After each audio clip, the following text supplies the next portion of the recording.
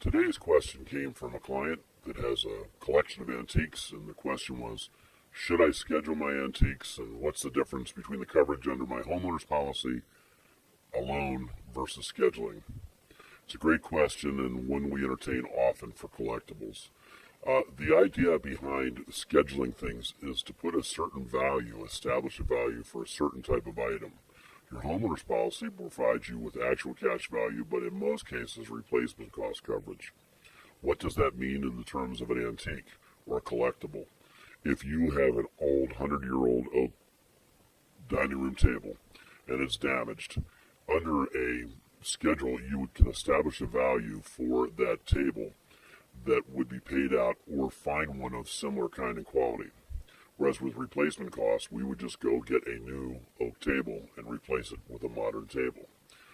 Another example that I often cite is people that have collectible series of items like figurines. And again, being a replacement cost versus a scheduled item, you might have something that was made in 1956 and has a very high value, but is still being made every year. What would happen with the replacement cost is we would replace it with the item that was just made this year of like kind and quality, but would not have the value. The idea behind scheduling in homeowners is, again, a question of personal taste.